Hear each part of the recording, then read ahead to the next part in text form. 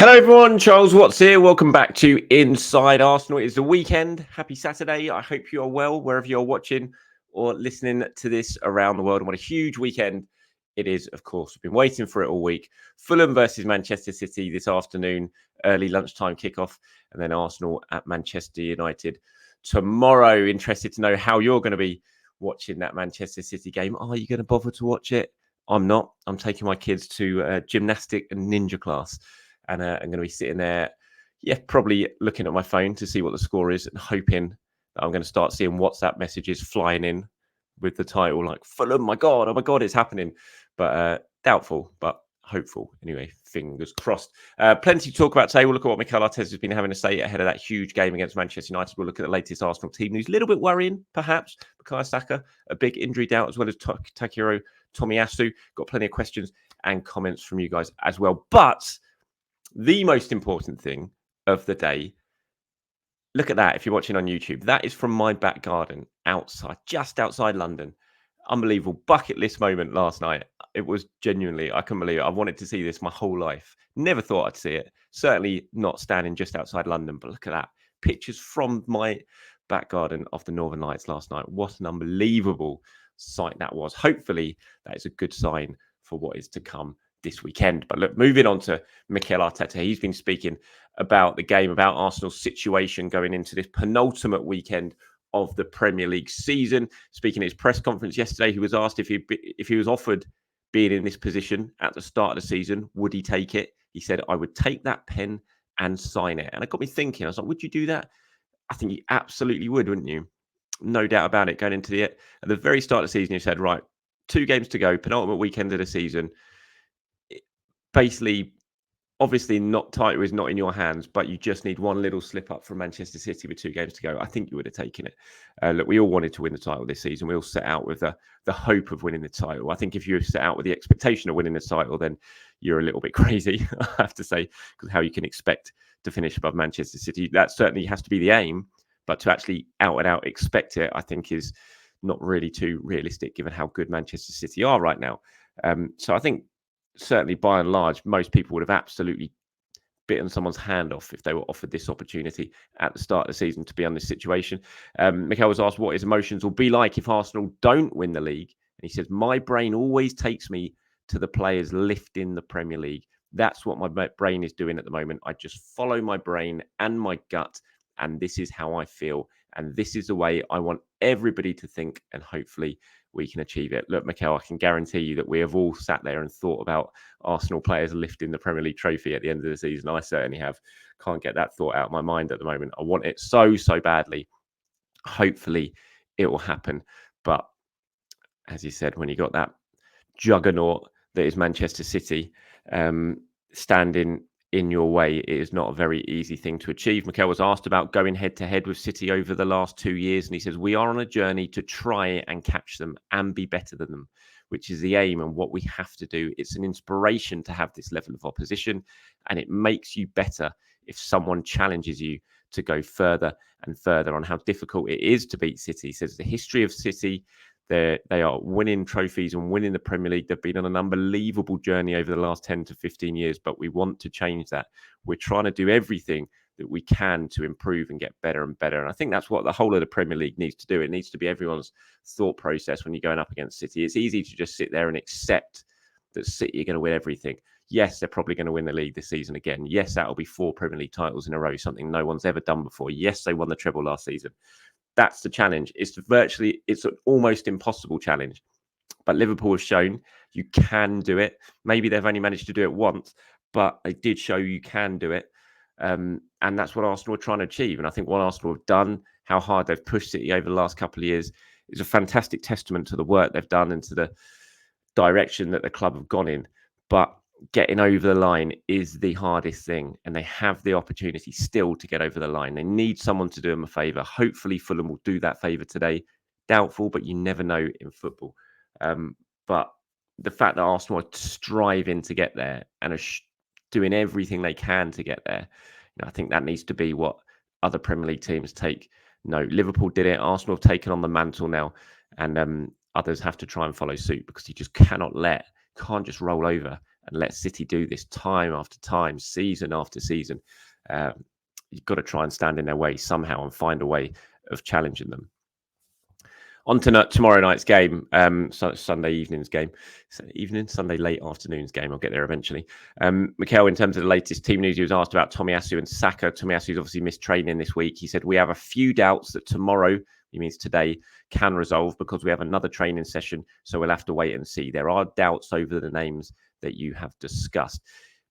I think Saka plays. I'd be very, very surprised. I don't know what's up with Saka, but I think Saka would have to pretty much have his leg hanging off not to play in this game. We've seen Mikel tends to just strap him up and get him out on the pitch when he's carrying something. So unless there's something really serious wrong with Saka, which I think would have come out by now if that was the case, I'd be very surprised if he doesn't play. Tomiyasu is obviously slightly different. We'll have to wait and see. It'll be interesting to see what Mikel, who he turns to. If Tomiyasu isn't fit, I would suggest it will probably be Kivior. The way you see United play, the way United have hurt Arsenal in the past, the way United really basically only ever hurt any teams now, is in the transition on a quick turnover when they can counter and use some of their pace. When games turn basketballish, which to be fair against United, they tend to turn basketballish pretty much every game because that's the way they play. They have no midfield. So it just ends up becoming end to end. But you do wonder if he sticks Zinchenko there, that United might well target that and get some success out of that. So he might just shore it up a little bit with Kivior if Tomiyasu doesn't make it. Timber, obviously in training, he's another potential option. If you want to play at left back, I can't see it. The fact he didn't, he was fit and he was ready last weekend and he didn't even get included in the matchday squad, which was a bit of a surprise. We were expecting it to happen, but the fact he didn't suggests I cannot imagine he will come in and be that left back in place of Timber, in place of Tomiyasu tomorrow, but we might well see him on the bench for the first time. That was him in training yesterday at London Colney. Pretty much everyone was there by the looks of it. There was no Tomiyasu and no Saka as expected in the pictures, but again, that doesn't mean they weren't training. It just means that Arsenal didn't picture them because they were kind of named as doubts ahead of the game. So Mikel wants to put a little bit of doubt into the Manchester United manager's mind. But Timber's certainly an option. It'd be good to see him on the bench. Obviously, it was very disappointing. I thought last week I was really looking forward to going there and seeing his name read out and seeing the cheer he was going to get. It didn't happen. Have to wait a little bit longer for that, but potentially it will be this weekend. In terms of Manchester United, Erik ten Hag at his press conference yesterday gave an update on the squad. Sort of mixed news for them, really. Whether he's trying to pull the wool over Arsenal's eyes a little bit with his update on Lisandro Martinez, we'll have to wait and see. Martinez obviously been out for a long time. Has been back in training this week, looking pretty good in training this week, by judging by the pictures and the footage that we've seen. But Ten Hag saying that he's not going to be available for tomorrow's game. We'll wait and see if that's true or not. Rashford looks like he's going to be fit. Bruno and Scott McTominay, who missed the game against Crystal Palace, they've been out on the training pitch, so they're expected to be fit as well. So that's the latest from Ten Hag. He said yesterday, Leacher, who is Lisandro Martinez, came to me and wanted to play on Sunday against Arsenal, but he is not ready yet. He needs a little bit more time to go through the process. Rashi, of course, he trained this morning as well. We have to see how he's recovered, but I think he looks quite good, and I hope tomorrow he can make the next training and see if he's available for Sunday. I hope I have players back available, but there are players that did not train, that did train this morning. Bruno was on the pitch. Scott McTominay was on the pitch. So there are some players returning, but I also have to report, unfortunately, that Mason Mount fell out of contention. He will not be available for Sunday. So no Mason Mount for United. So that's the very latest team news going into tomorrow's night's game. Elsewhere, before we move on to some of your questions and comments, good news for Gabriel Magalhaes and for Gabriel Martinelli. Saw the video that Gabriel Magalhaes and his family posted yesterday watching the announcement for the Brazil's Copa America squad. He was included. Very interestingly, no Richarlison, who's injured. So Richarlison, the man who went on social media after the North London derby defeat when Tottenham lost and called himself Brazil's first choice striker, and Gabriel Magalhaes, their fourth choice defender. Well, Brazil's fourth choice defender is going to the Copa America, and Brazil's first choice striker, according to Richarlison, isn't. So have that on your cornflakes this morning, Richarlison. But great news for them. No Gabriel Jesus in that squad, which I think is probably pretty fair, especially given what we expect to probably happen this summer in terms of that knee and maybe going under the knife again for an operation to try and clear things up once and for all. He is not included in the squad, which even if he doesn't have an operation, it means he can have a proper summer off, properly try and recover and just relax and get ready for pre-season. So I think that's very good news, although he'll probably be disappointed. I'm sure he wanted to play in the Copa America. I think for Arsenal, it's definitely has to be considered a good thing. I retweeted this yesterday. I haven't seen it yet. Jordan Campbell at The Athletic's done a really good sit-down interview with Kieran Tierney over in San Sebastian. So Tierney's Real Sociedad loan is beginning to come to an end. It's a great interview. He talks about lots of stuff about his life in Spain, how much he enjoyed it. He talks about Mikel Arteta and the change in role of the left back and how that was done, and really good stuff, really interesting stuff. He also talked, here's a little snippet of it about his potential future and what might happen in the summer. And he says, in terms of whether he's going to leave, he says, there is every chance. Look at the squad depth in that position now. They have Zinchenko, Timber, Tomiyasu, Kivior, 4 players that can play there. So if I go back and it's the same as before, then I'm not silly. I know the chances are that I'll be leaving, but you never know in football. You get the rare case with Saliba, where he came back after a couple of good seasons out on loan, but you don't see it too often with someone who has played for 4 years, left, and then come back to play again. Stranger things have happened. I could go back there and there would be a place for me, so I'm prepared for both. It's a really good interview. I urge you to read it. I'll drop the link into the description below so you can have a read of that. I did retweet it on my social media as well. Really good interview from Kieran Tierney. Lots of interesting stuff. In terms of his future, I think what he says there is just really, really truthful. You know, he knows it's very, very unlikely he's going to come back and have a chance at Arsenal. I can't, wait and see. It looks unlikely that Sociedad are going to take up his loan spell. He's really, really popular there with the players, with the staff, with the fans, but he has had injury issues which have limited his playing time as usual. And I'd be surprised if Sociedad press the button and make that loan permanent, but we'll have to wait and see. And so that's going to leave Arsenal hunting around looking for takers for Kieran Tierney. I think it's going to be a hard sell. It was a hard sell last summer when they were expecting it to be done pretty comfortably. It looked for a long time like he was going to go to Newcastle. It didn't happen. So Arsenal had to look elsewhere. They decided on Sociedad with a loan. Is there going to be a market for him this summer after another injury hit season? It's going to be difficult, but that will be the aim for Arsenal. But if it doesn't happen, then wouldn't surprise me at all if you end up getting sent out on loan again towards the end of the window.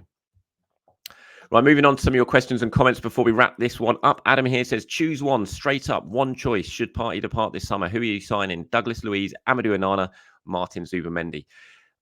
I don't want any of them. I'm really set. I really like the idea of Bruno Guimaraes. The more I think about it, the more I think he'd be a really good signing. I don't know about the price tag. I'm a bit worried about laying down the sort of money it looks like it's going to cost to get him. But as much as I do worry about that, I also think, well, it's not my money. It's Arsenal's money. If they spend it, then I don't really care how much a player costs. Players only worth what a club thinks they're worth. As long as it doesn't impact Arsenal making some big signings elsewhere, then I don't really care how much they spend on Bruno. I just think he would be a good signing. I really do. Out of those 3, I probably would go Douglas Luiz just because I haven't seen enough of Zubimendi. I'm sure he's an excellent player. What I've seen of him, he looks like a good player. And he probably looks like the most likely sort of like-for-like replacement for Jorginho, if that's what Arsenal are looking for. Or even a Partey, if Arsenal are looking for, he can sit at the back, at the base of the midfield and just, play those sort of passes. But I just haven't seen enough of him to really have an idea. I mean, Onana, I do like. I think he's a good player. I've been really impressed at times when I've seen him. Feels a little bit too raw and inconsistent, though. It's like a real sort of potential type signing where you're going to get good days, you're going to get bad days. I think out of all of those, Douglas Luiz is the most ready to come in, just hit the ground running and perform week in, week out with very little off days. So I'd probably choose Douglas Luiz, but out of all of the midfield targets at the moment, I think Bruno's the one who comes in and really immediately makes Arsenal a much, much better squad, a better team. Ham3 says, keep the faith, Mr. Watts. City are losing to Spurs and drawing with Fulham. Now, that would be a very nice week indeed for Arsenal, providing, of course, that they beat Manchester United tomorrow. So Ham3 being very, very confident going into this weekend. Which is all good. It's all about being positive, isn't it? I have to admit, I'm slightly less positive, but each to their own. Goodroyd says, Charles, last year at this point, perhaps even earlier, it was no secret that Declan Rice was Arsenal's primary summer transfer target. Why do you think this year's summer primary target is not yet known? A, because they haven't decided. B, the source who leaked the news last summer has been silenced. I don't think it's B, because it kind of filtered out. It was just widely known from around January. The news started to emerge about Arsenal and Declan Rice, and it came from sort of various points in the discussions. Really, it wasn't just one single source who leaked that news. It's tough for me to really go into, but it became pretty widely known from various angles that this was a deal that Arsenal were looking to get done. Why do we not know this year? I think Arsenal certainly know who it is, but yeah, sometimes some transfers, news filters out a lot easier in those negotiations than other ones do. And Rice was a bit of a one-off what happened with Declan Rice last summer. I think the fact that West Ham knew he was going and were happy for him to go made it different as well. Normally the other club aren't happy for the player to leave, and the negotiations and talks and how things goes have to be managed really, really carefully because you don't want to upset that other club. But with West Ham, it was kind of that gentle agreement that Rice was going to go in the summer. His people knew that. West Ham knew that. Arsenal knew that. Manchester City knew that. Everyone knew that. Journalists knew that. And it just made it slightly different in terms of how open things were with that transfer. Hopefully that makes sense to you. Oh, just turn my camera off. Sorry, as I was trying to flick through to the very last one. And here we go. Look, Billy says Leno will become an Arsenal legend this weekend. Hopefully he will indeed. Leno's actually been talking to Fulham's website ahead of the game against Manchester City. He said, look, if we take some points from City, I think a lot of the Arsenal boys will text me. A couple of them have texted me already. And I said, guys, don't worry. We will give 100%. We want to finish our last home game in a positive way. Our focus is on us. So Bernd Leno telling the Arsenal players, chill out, lads. I've got this. And 100%. Like Billy says, he could become an Arsenal legend this weekend if that's one of those days where he just cannot let a ball into the net. We're all with you, Bernd. We're all behind you. Do us a favour, and you will have the freedom of North London for the rest of your life. Right, that's it from me, everyone. Thank you very much for watching and for listening. Enjoy the day, whatever you're doing today. Don't get too disappointed if Manchester City get the points. I know it's demoralising, but we can only take care. Arsenal can only take care of what they can take care of. What City do is out of their hands. Just sit back, enjoy the weekend. The sun is shining, and I'll be back tomorrow to preview that big game at Manchester United. If you want to get involved in that show, let me know the starting 11 you want for that game. Do what you'd always do in the comments below. I'll pull some of them together and get them included. Till then, everyone, have a fantastic day. Enjoy the weekend. Speak to you soon. Bye-bye.